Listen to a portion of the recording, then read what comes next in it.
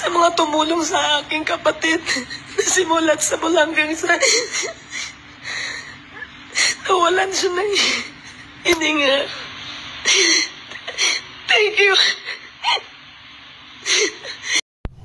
Ate Irene, Piano Gigay Rose, thank you.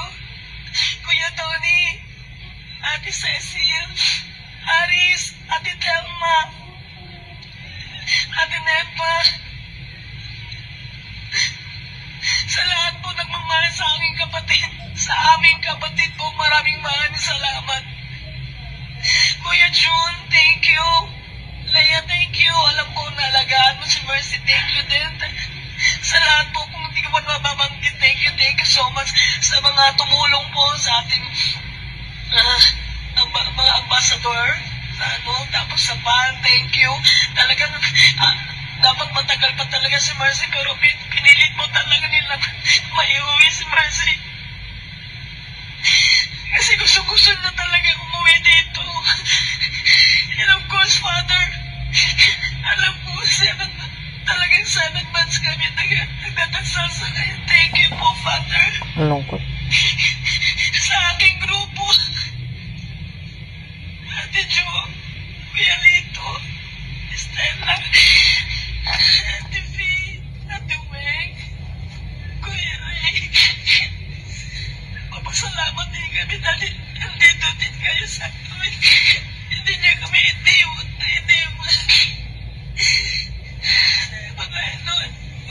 mga fans po, ayaw ko tawagin na fans, parang kapatid ko na po kayo. Si Mercy, tuwang-tuwa mo, masayang-masaya po siya. Hindi niya akalain na ganito po. Gusto talaga po niya ipakita sa atin na malakas siya. Gusto niya talaga mabuhay para sa mga anak niya. Lagi din sinasabi sa akin yun. Si MJ, si Mary, ate, huwag mong pababayaan sila. Ay, nako. Ang hirap kasi. Nawala na siya. Kami talaga ni Morris simulat sa buwan. Best friend ko po siya.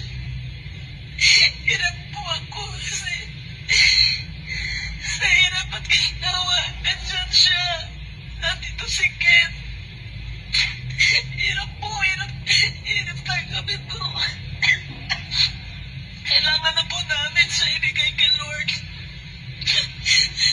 Tulungan niyo po kami pag-pray.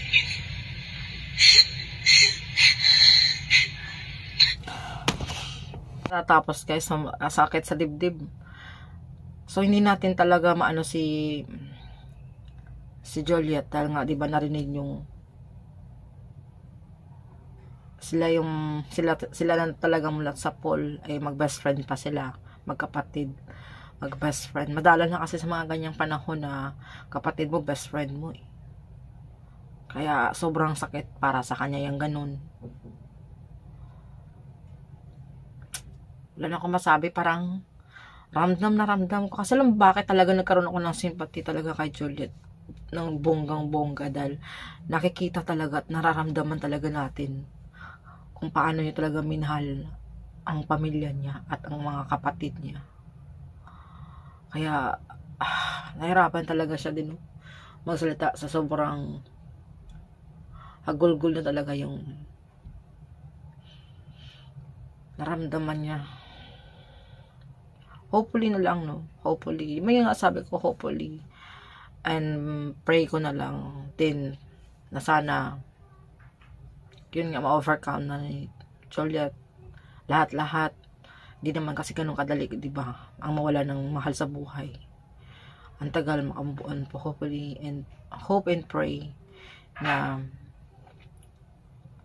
maging maayos ang lahat. Hirap. Pero yun nga, laban lang, Juliet. Andito pa rin kami na mga fans nyo na magsusuporta pa rin sa inyo. Kahit ang mag-ugod-ugod man kayo, andito pa rin kami. Hanggat kami ay nabubuhay.